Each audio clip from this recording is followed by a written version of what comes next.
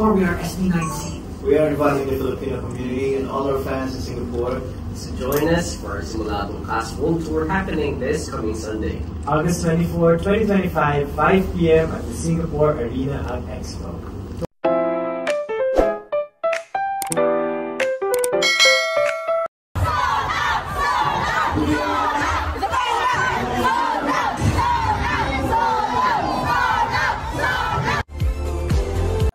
SB19 smashes records at sold-out Singapore concert. Filipino P-pop sensation SB19 has achieved a historic milestone with their Simula at Wakas World Tour, selling out a concert in Singapore that drew over 6,700 fans to the arena at Expo on August 24, 2025. This marks the largest Filipino show in the city's state history, surpassing previous records and highlighting the group's growing global influence. Comprising members Pablo Nace, Josh Colin Santos, Estel Ahero, Ken Suson, and Justin De Jos. SB19 engaged in pre-concert activities like a Philippine embassy visit and media appearances, promoting Filipino culture and their latest EP.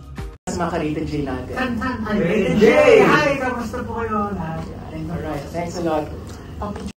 After nga ng mga kaganapan kahapon ng SB19 sa Singapore, nag-trending tayo ngayong araw, August 23, 2025. Isa na nga ang dahilan dyan ng pagka-sold out ng concert, ang pagkikita ng SB19 at ni Miss Aruma, ang isa sa mga special guest nila bukas sa concert, at ang pa-surprise na basking ng Mahalima kanina.